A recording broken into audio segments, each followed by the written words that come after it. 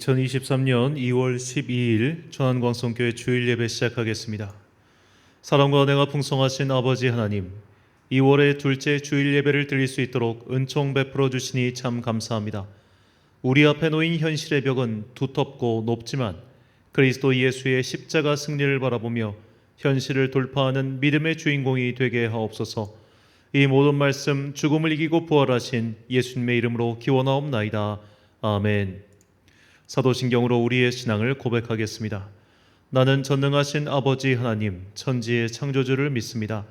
나는 그의 유일하신 아들 우리 주 예수 그리스도를 믿습니다.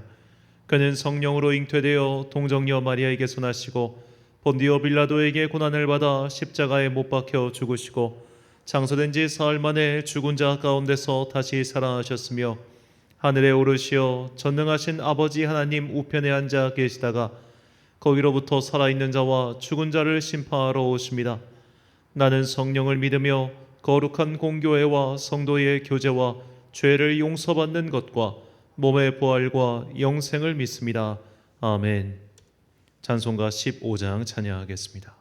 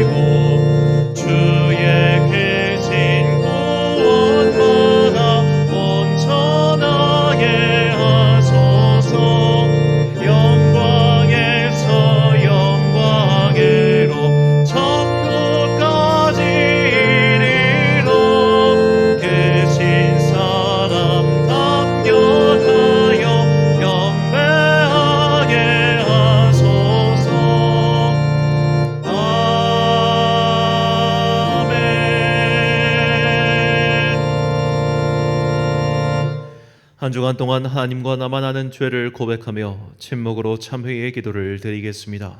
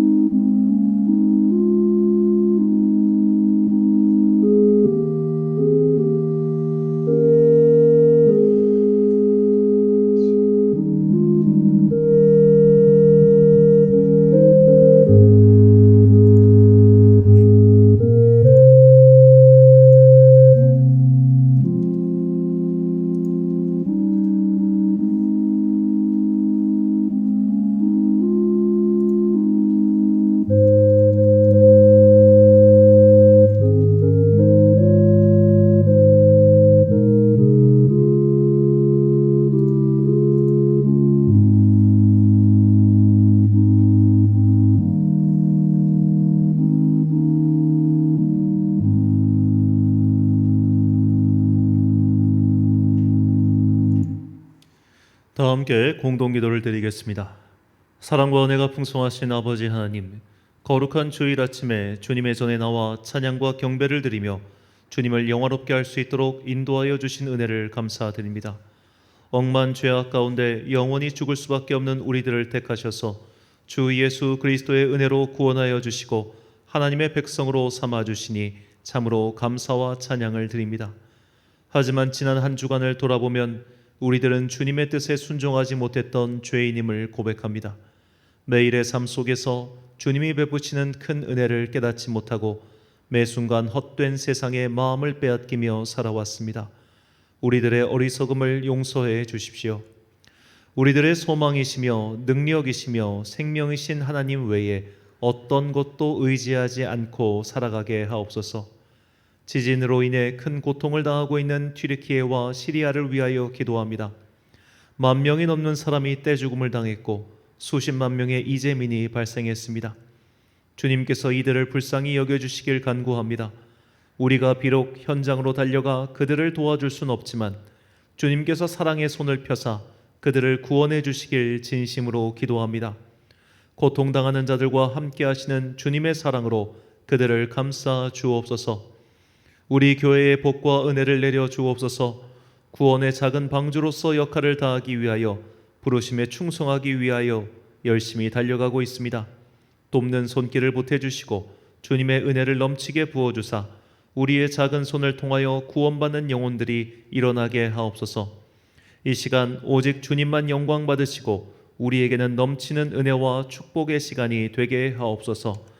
이 모든 간구와 함께 주님의 은총과 자비를 구하며 주님께서 가르쳐 주신 기도를 드리오니 하늘에 계신 우리 아버지, 아버지의 이름을 거룩하게 하시며 아버지의 나라가 오게 하시며 아버지의 뜻이 하늘에서와 같이 땅에서도 이루어지게 하소서.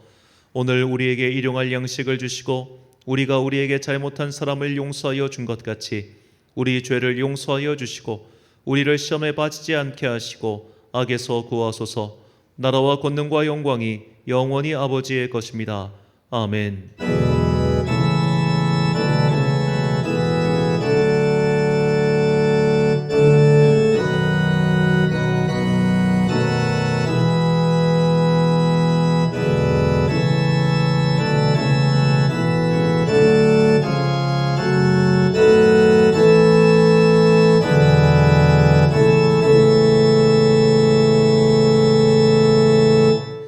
사제의 말씀 선포하겠습니다.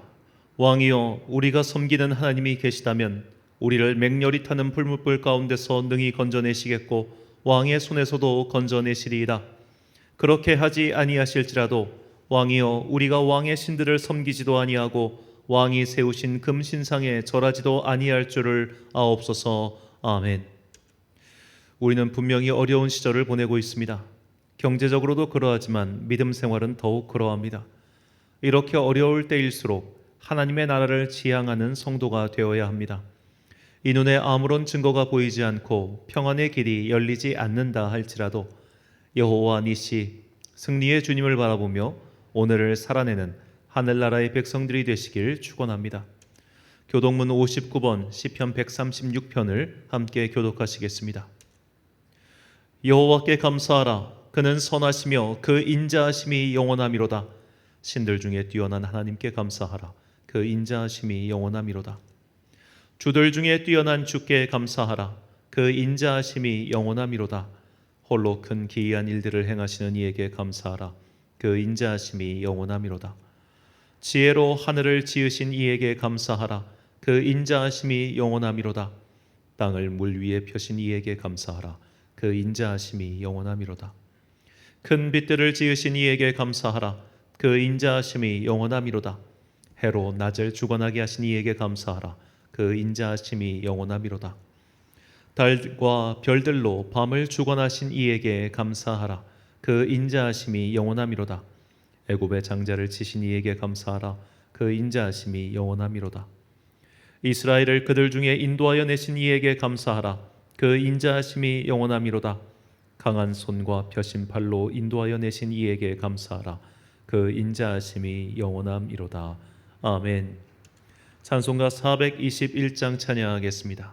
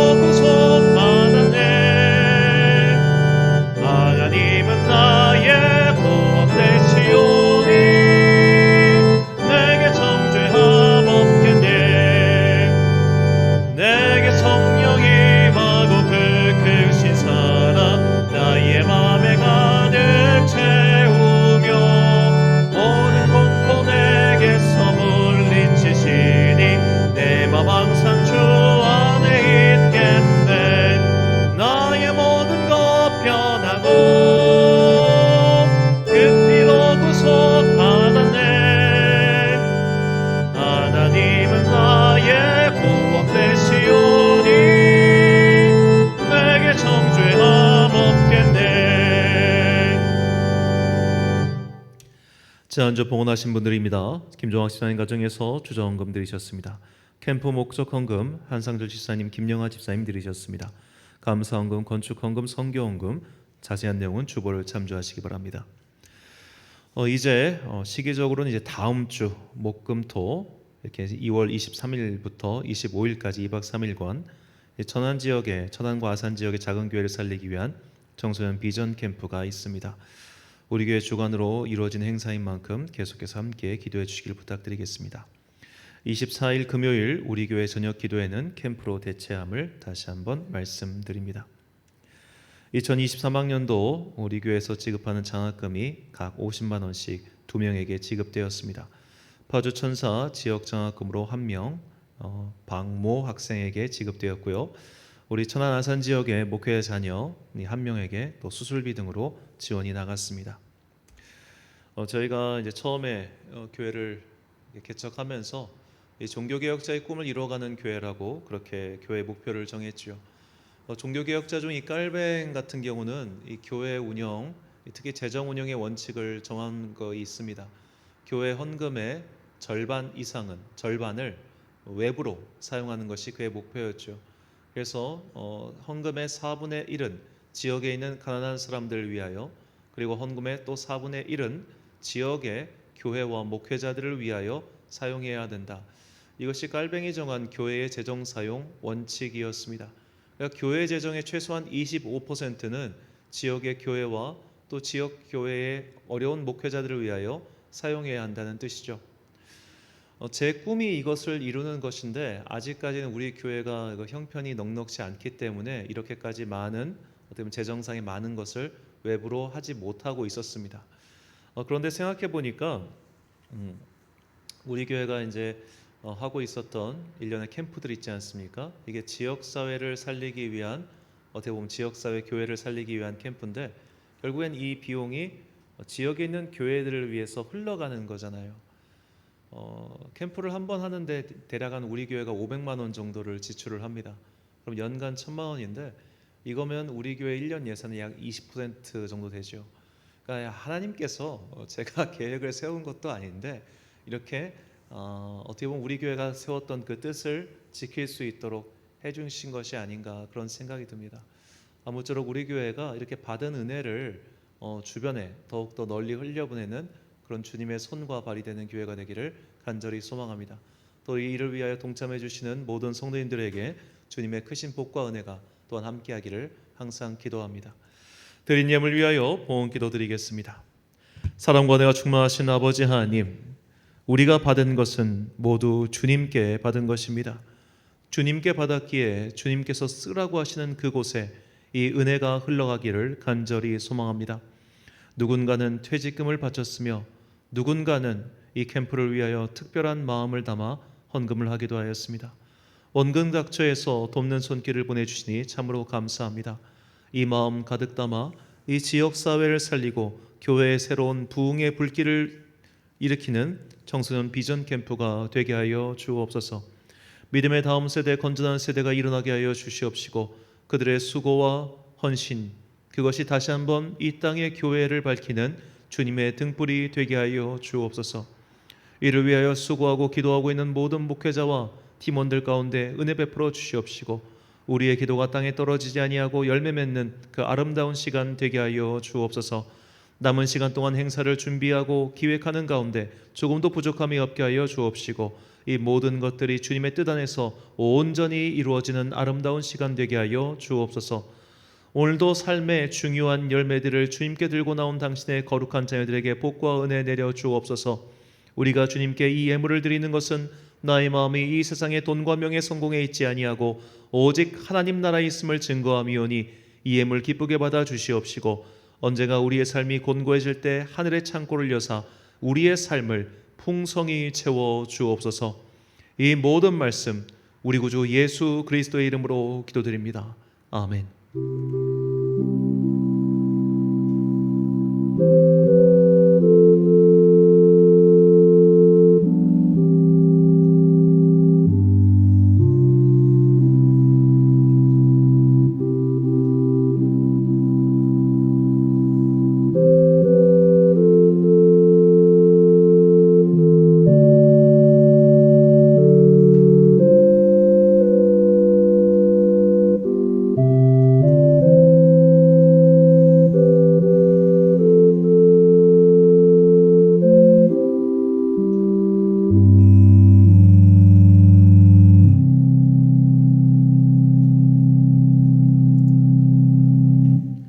오늘 우리에게 주신 하나님의 말씀 구약성경 다니엘서 1장 3절부터 9절까지의 말씀입니다.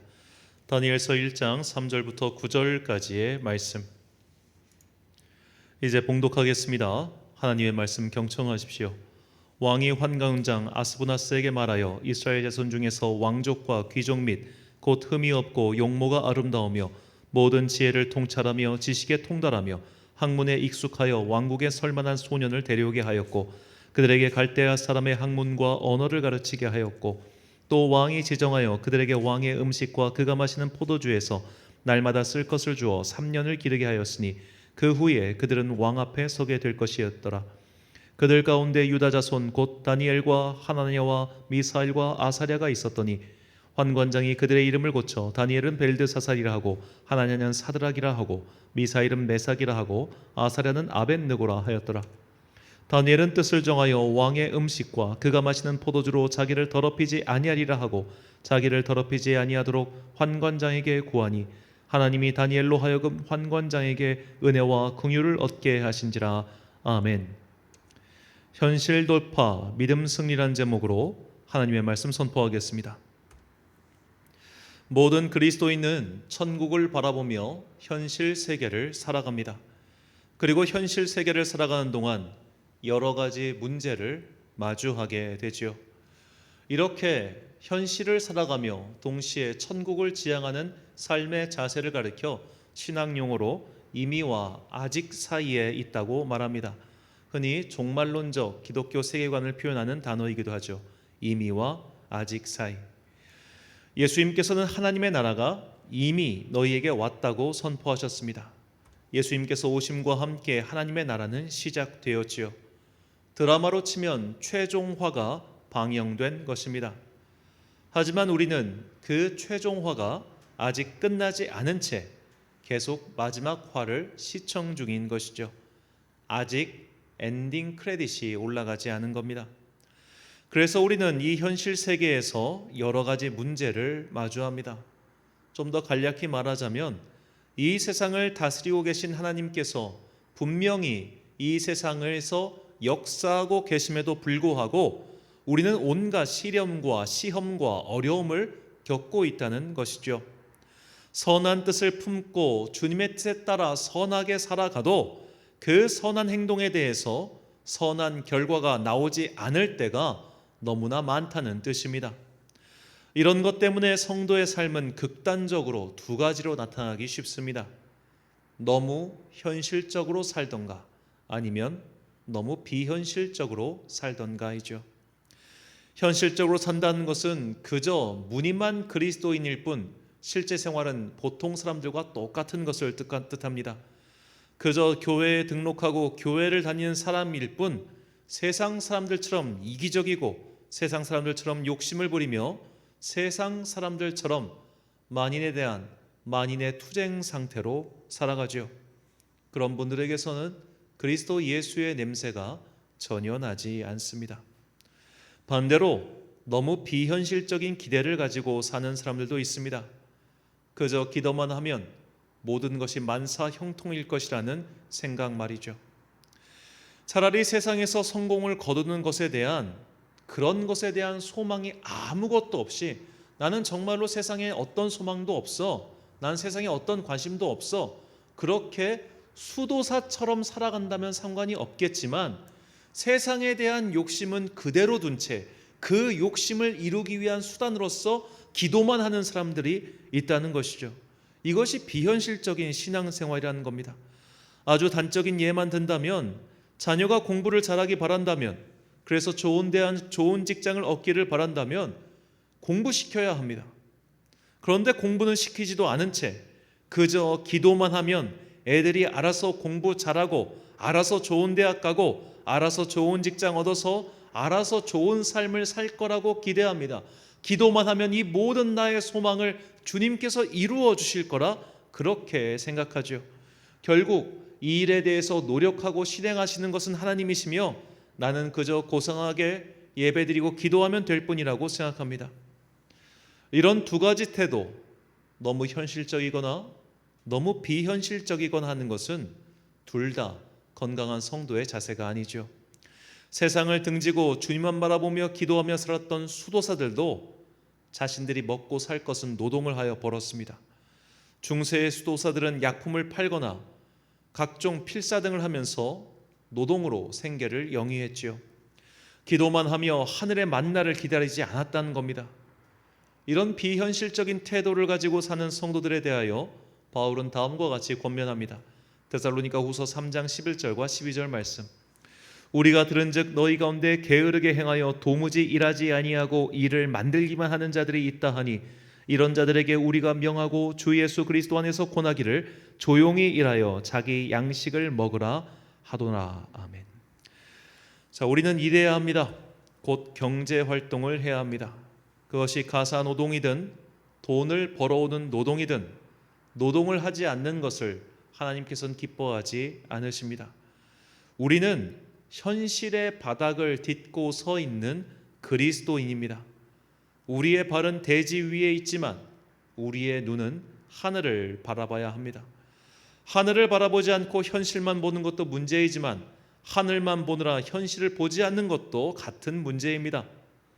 이러한 관점에서 누구보다도 현실의 대지 위에서 하늘을 바라보며 살았던 구약의 사람이 있습니다.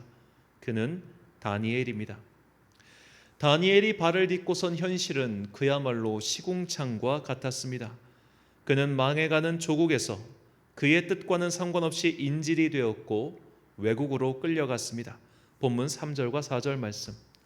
왕이 환관장 아스부나스에게 말하여 이스라엘 자손 중에서 왕족과 귀족 몇 사람 곧 흠이 없고 용모가 아름다우며 모든 지혜를 통찰하며 지식에 통달하며 학문에 익숙하여 왕궁에 설만한 소년을 데려오게 하였고 그들에게 갈대아 사람의 학문과 언어를 가르치게 하였고. 아멘.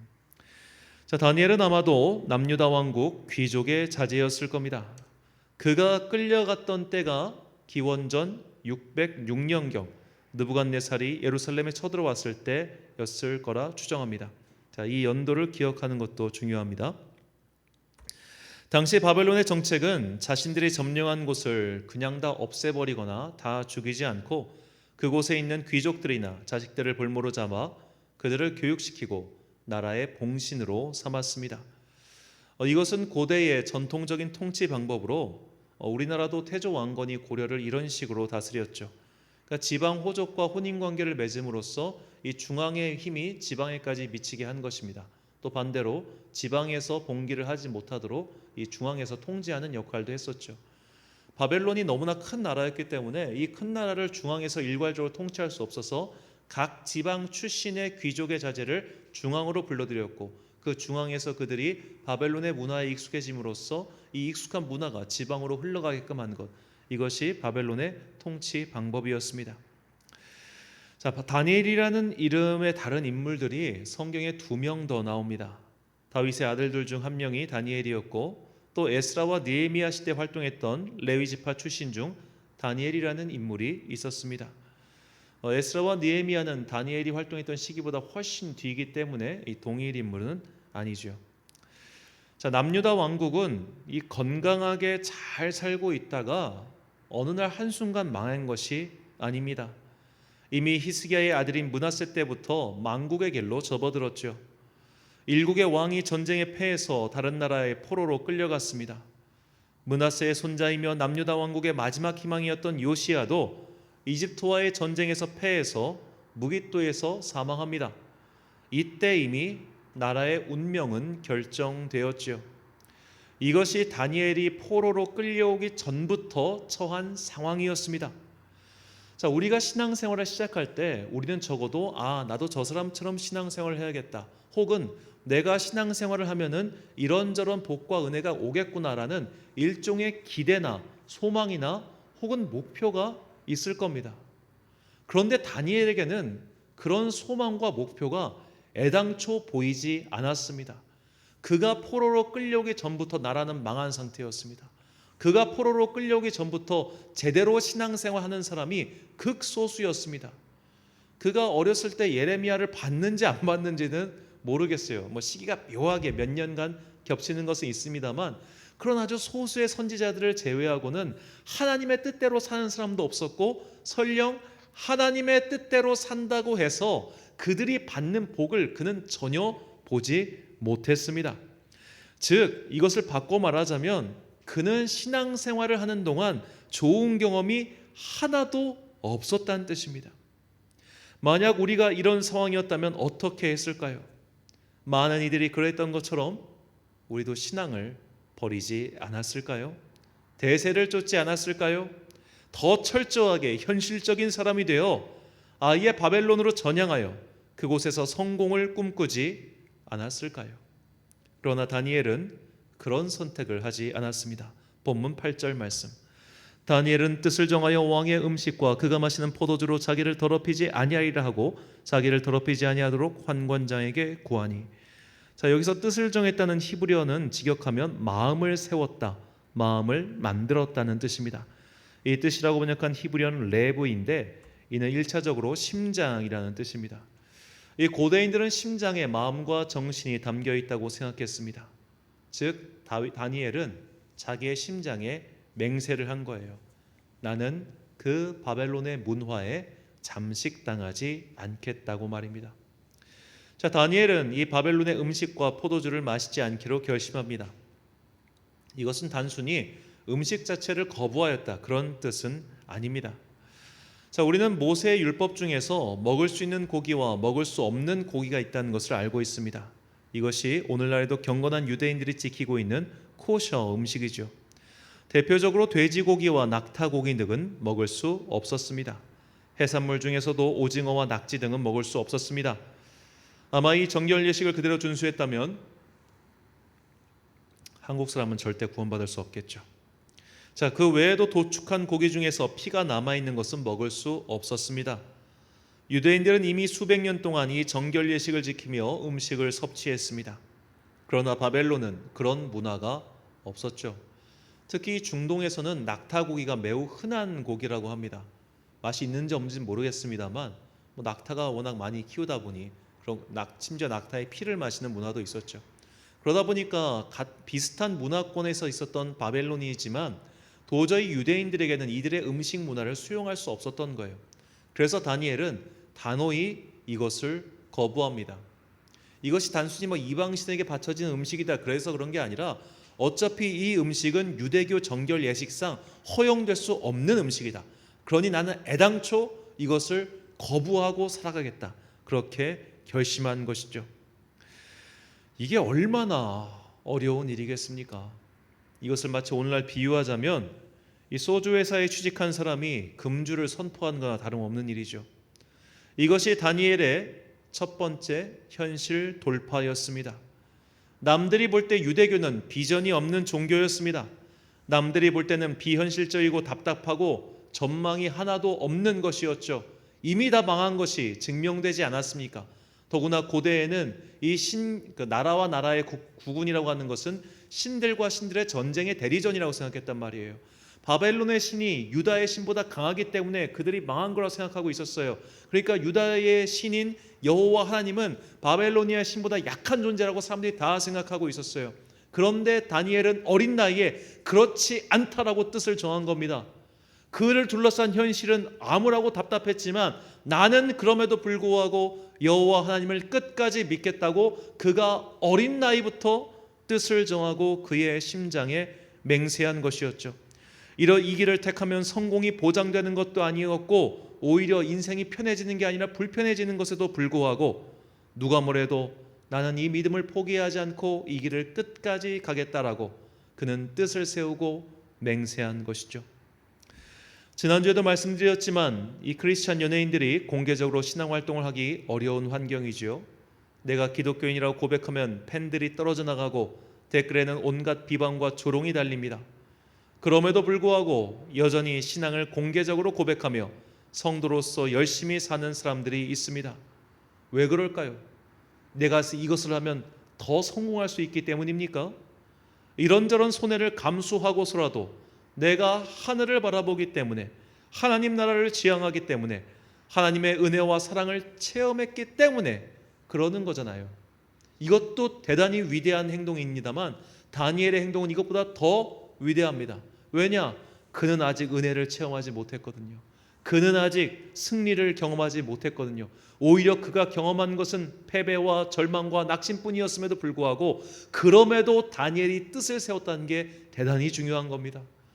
아무런 증거가 보이지 않고 아무런 소망이 보이지 않고 그를 둘러싼 현실은 온통 암담했지만 그는 그럼에도 불구하고 뜻을 분명히 세웠고 하나님께서 가라고 하신 길을 가기로 결정했습니다.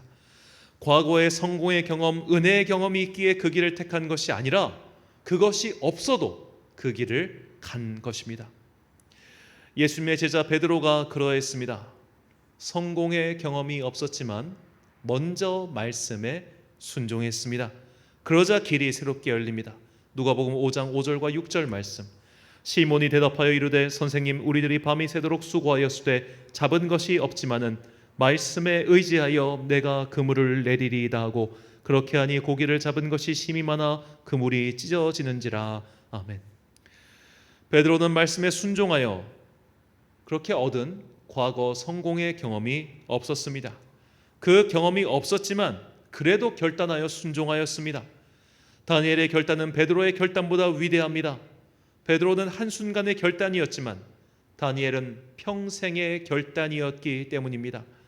일회적 사건이 아닌 일생의 사건이었고 일생의 결단이었습니다. 그가 이런 믿음의 결단을 내렸을 때, 그리고 현실을 돌파하기 위해 그의 한 걸음을 내딛었을 때 하나님께서는 그의 길을 열어주셨고 그를 끝까지 지켜주셨습니다. 본문 9절과 21절 말씀. 하나님이 다니엘로 하여금 환관장에게 은혜와 긍휼을 얻게 하신지라. 다니엘은 고레스 왕 원년까지 있으니라. 아멘. 자, 어린 다니엘은 그들을 관리하는 자에게 은혜를 얻었습니다. 그리고 그 은혜는 심지어 나라가 망하고 바뀐 이후에도 그대로 이어졌습니다. 이 고레스 왕 원년이 기원전 539년입니다. 아까 다니엘이 끌려간 시기가 언제라고 했습니까? 기원전 606년이라고 했죠. 그렇다면 그는 약 60년의 세월 동안 하나님의 변함없는 은혜를 누렸고, 그리고 그 세월 동안 그가 정한 뜻을 바꾸지 않고 지켰다는 겁니다. 다니엘서 1장이 중요한 게 그냥 단순히 그가 고기를 거부하였다 이것이 아니라 그가 세운 뜻이 무려 고레스 왕, 페르시아, 바벨론이 말하고 페르시아가 될 때까지도 그대로 이어졌고 그 은혜가 그치지 않았다는 것을 알려주고 있기 때문이죠. 성공의 경험도 없었고 신앙의 모델도 없이 다니엘은 용기 있게 결정하여 미래를 개척해 나간 것입니다. 그런 다니엘과 주님이 동행하여 함께 그 길을 만들어갔죠. 우리 또한 마찬가지입니다. 어려운 현실에도 불구하고 주님의 길을 따라가는 사람들, 용기 있게 현실을 마주하며 끝까지 믿음을 지키는 사람들, 욕망을 쫓아가며 인심을 버린 사람들 속에서 손해를 감수하고서라도 하나님의 길을 가는 사람들을 주님께서 지켜주십니다. 믿음 생활을 제대로 하기 어려운 것은 예나 지금이나 마찬가지죠. 그래서 몇몇 기독교인들은 이런 꿈을 갖기도 합니다. 하나님을 믿는 신실한 사람들이 국가의 지도자로 올라서거나 그런 사람들이 사회의 리더가 되면 우리가 신앙생활하기 한결 용이하지 않을까라는 기대 말이죠. 그리고 그것이 하나님께 영광을 올리는 가장 효율적인 길이지 않을까라는 생각입니다. 이것을 소위 기독교 엘리트주의라고 합니다. 기독교인들이 사회 지도층이 되면 오히려 하나님께 더 큰 영광을 올릴 수 있지 않을까라는 기대와 소망 말이죠. 우리가 사회에서 높은 지위에 올라가면 과연 신앙생활을 하기 더 용이해질까요? 다니엘의 경우를 보면 전혀 그렇지 않다는 것을 알게 됩니다. 다니엘서 2장 49절과 3장 8절 말씀입니다.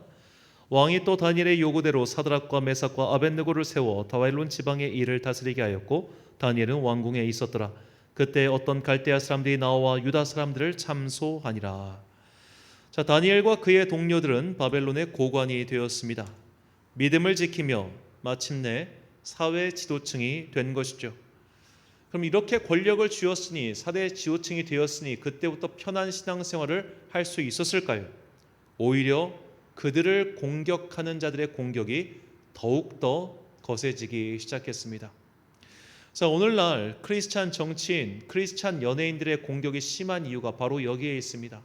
우리가 빛나는 자리에 올라가면 올라갈수록, 영광스러운 자리에 올라가면 올라갈수록 믿음을 지키고 끝까지 싸워서 마침내 사회에서 자신의 한 몫을 다하게 되면 그때부터 평안한 길이 열리는 게 아니라 그때부터 공격과 조롱이 더욱더 심해진다는 거예요. 우리가 이것을 놓치면 안 됩니다. 하나님, 내가 믿음을 가지고 여기까지 왔잖아요. 그러면 이제는 길을 열어주고 이제는 좀 편하게 해주셔야죠. 그렇게 말을 하고 싶은데 우리의 현실은 그렇지 않다는 거죠. 저거 교회 다니는 사람이 왜 저래? 그런 조롱은 기본인데다가 교회가 이 지경인데 니들 뭐 했어? 라는 조롱의 댓글, 조롱의 손가락은 더욱더 심해지게 된다는 것입니다. 그러나 다니엘의 일행은 아무리 거센 공격이 이어져도 그들의 삶을 바꾸지 않았습니다. 그들의 신앙 행동을 바꾸지 않았습니다. 누군가는 그들에게 이런 말을 하지 않았을까요? 야, 고개 한 번만 숙이면 편해지는데, 지금 한 번만 숙이면 편해지는데 왜 이렇게 고집을 부리니? 그런 말을 하지 않았을까요? 로마에 가면 로마법을 따르라고 했다고 그렇게 말하지 않았을까요? 그러나 다니엘과 그의 일행은 그들의 뜻을 끝까지 바꾸지 않습니다. 다니엘과 그의 친구들이 느부갓네살에게 등용된 때는 그들의 나이 20대의 시절입니다. 그런데 다니엘 일행이 그 뜻을 언제까지 지키고 있느냐? 그들의 평생이었어요. 다니엘서 6장 1절과 7절 말씀. 다리오가 자기의 뜻대로 고관 120명을 세워 전국을 통치하게 하고 나라의 모든 총리와 지사와 총독과 법관과 관원이 의논하고 왕에게 한 법률을 세우며 한 금령을 정하실 것을 구하나이다. 왕이여, 그것은 곧 이제부터 30일 동안에 누구든지 왕 외에 어떤 신에게나 사람에게 무엇을 구하면 사자굴에 던져 넣기로 한 것이니라. 자, 이 다리오 왕이 누구냐? 바로 페르시아의 고레스 왕의 후계자입니다. 이때가 기원전 521년이에요. 자, 다니엘이 끌려온 게 기원전 606년이었으니 벌써 85년이라는 세월이 흐른 셈입니다. 즉 아무리 적게 잡아도 이 다니엘이 사자굴에 들어갔을 때 그의 나이는 근 100세입니다. 근 100세. 100세나 되었습니다. 늙었습니다. 이제는 정말로 죽을 날만 받아두고 있는 사람이나 다름없지요. 그렇다면 한 번쯤은 평안한 길을 택해도 되지 않을까요? 그러나 다니엘은 이전에 하던 대로 여전히 기도합니다. 그가 10대 시절부터 정한 뜻을 90년의 세월 동안 계속 지켰다는 거예요. 그때 정한 뜻을 평생 동안 지켜서 그 습관이 변하지 않았고, 설령 사자의 이빨이 나의 목에 들어온다 할지라도 나는 그 뜻을 변할 생각이 요만큼도 없다. 이것이 다니엘서 6장에 나오는 그가 평생에 보여준 다니엘의 믿음입니다. 이 70년의 포로 생활을 다니엘을 온몸으로 겪었습니다. 이제는 고국으로 돌아가기에는 그가 너무 늙었지요. 그리고 마지막까지 설령 사자들에게 몸이 찢길지언정 그는 나와 함께 하신 하나님을 등지지 않았습니다. 마치 우리가 이 순교자 열전에 나오는 폴리캅처럼, 이 폴리캅이 85세의 나이에 이 로마의 관원 앞에 끌려가요. 그가 너무 늙어가지고 관원이 이렇게 얘기합니다. 노인장, 그냥 한 번만 부인하시라고. 그러면 살려드리겠다고. 당신 너무 늙었다고. 그러자 폴리캅이 그에게 이렇게 대답하죠. 나의 85년 세월 동안 주님께서 나를 한 번도 배신하신 적이 없는데 내가 마지막에 주님을 배신하는 말입니까? 그러고 그가 순교자로서 형장의 이슬로 사라지게 됩니다. 정말 짐승의 밥이 되지요. 마찬가지였습니다.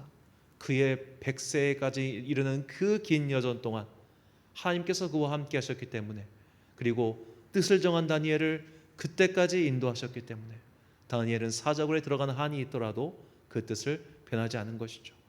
20대 시절에는 그래 근이 아니하실지라도 그 말 할 수 있어요. 20대 시절에는 열정을 낼 수 있어요. 그러나 90세, 100세까지 그 열정과 그 뜻을 정하여 변치 않는 사람은 정말 드뭅니다. 다니엘은 바로 그런 드문 사람이었죠. 어떻게 다니엘은 고관의 자리에 오르면서도 주변의 정적들로부터 온갖 공격을 받으면서도 이렇게 끝까지 믿음을 지킬 수 있었을까요? 그가 땅에 발을 딛고 살아가지만 하나님 나라를 바라보는 성도였기 때문입니다. 그는 이 세상에서 잘 먹고 잘 살기 위하여 하나님을 믿는 사람이 아니었습니다. 오히려 손해를 감수하고 주님의 길을 간 사람입니다. 그는 현실과 타협하지 않았습니다.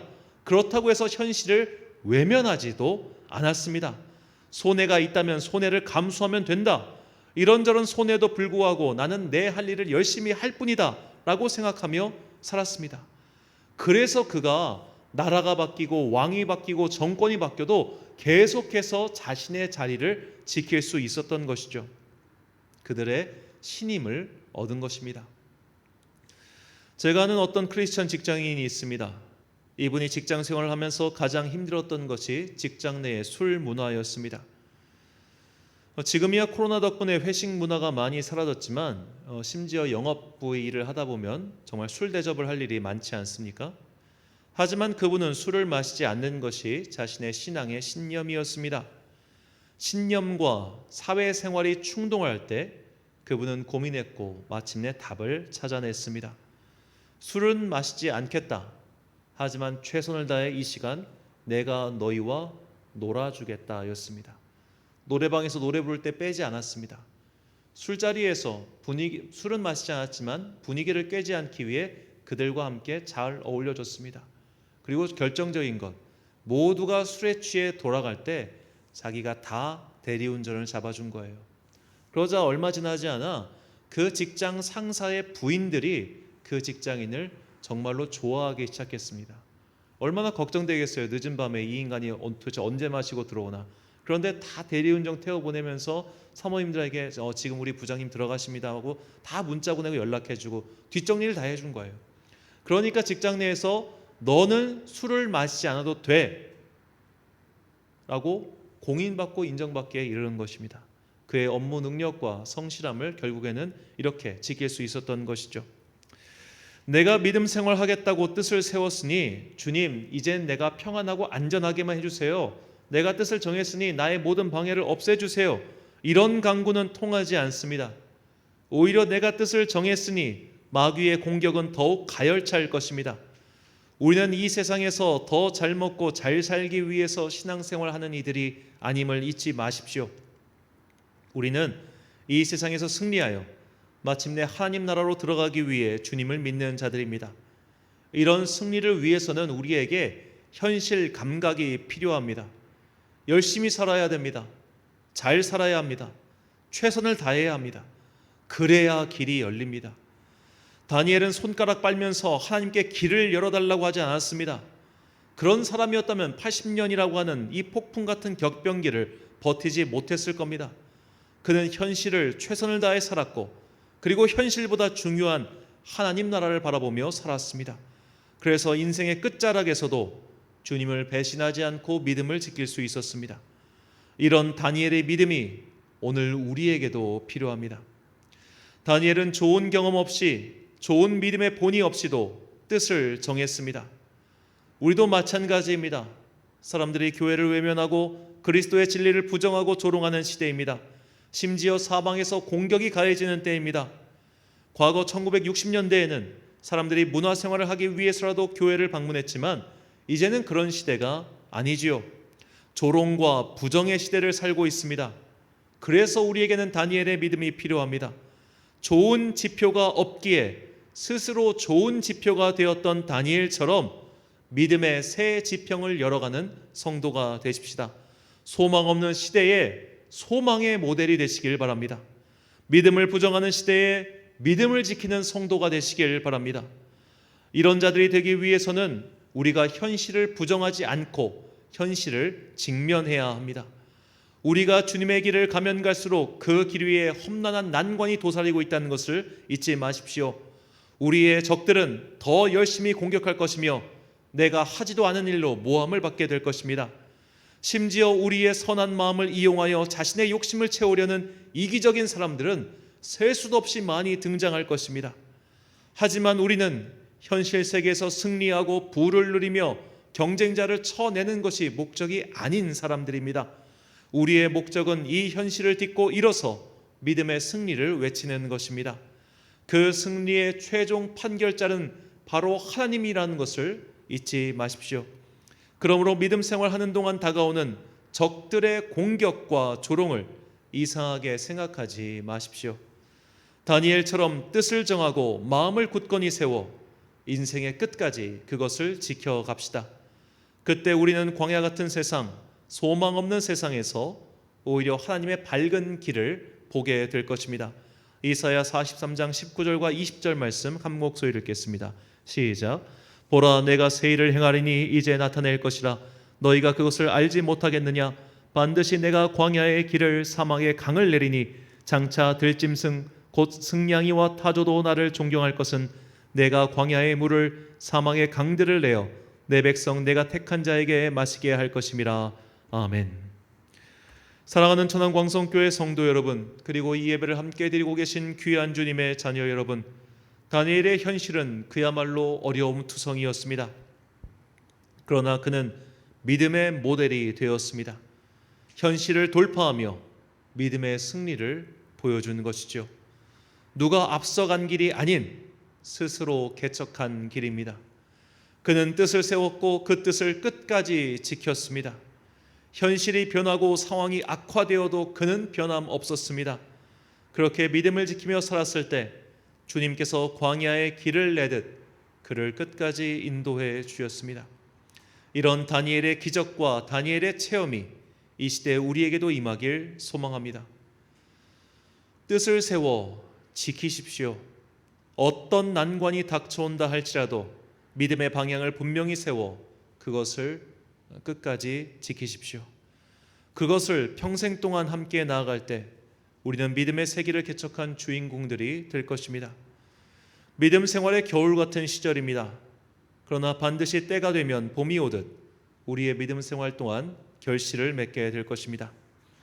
그 소망의 날을 꿈꾸며 현실을 돌파하는 승리의 군대가 되시길 예수님의 이름으로 축원합니다. 기도하겠습니다.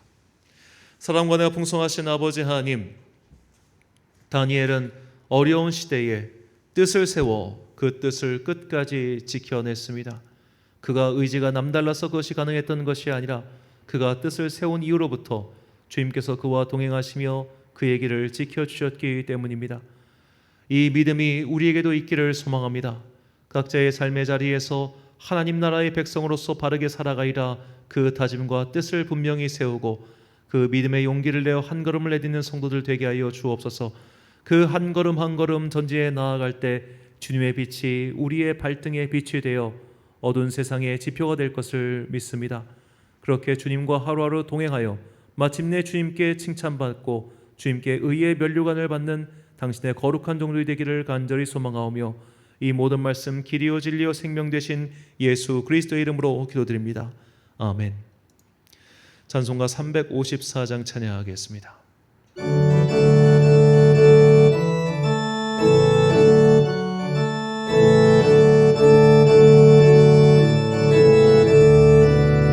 주를 앙모하는 자 올라가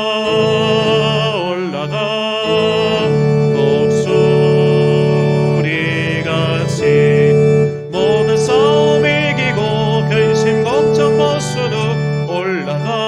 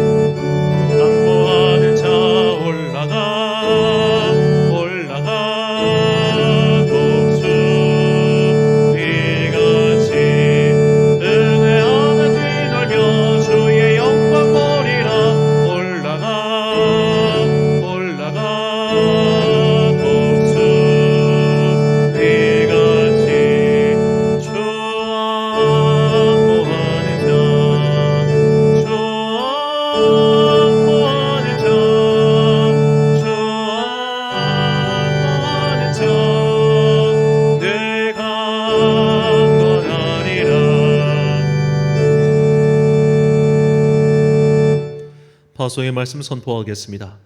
다니엘은 현실을 돌파한 믿음의 승리자가 되었습니다. 우리에도 다니엘을 믿음의 본으로 삼아 이 어려운 현실을 승리로 엮어가야 합니다. 우리가 뜻을 바로 세우고 현실을 헤쳐나갈 때 주님께서는 믿음의 세기를 열어주실 것입니다. 우리보다 앞서 승리하신 예수 그리스도의 십자가를 들고 세상으로 나가십시오. 주님께서 광야의 길을 내듯 우리의 앞길을 인도하실 것입니다. 축도로 예배를 마치겠습니다. 지금은 우리 주 예수 그리스도의 은혜와 하나님 아버지의 놀라우신 사랑과 성령님의 교통하심이 이제 다니엘과처럼 뜻을 세우고 이전에 하던 대로 기도하며 예배하며 믿음의 길을 굳건히 지켜가야 하지만은 당신의 귀한 자녀들 머리 위에 지금부터 영원까지 함께 하시기를 간절히 축원하옵나이다. 아멘.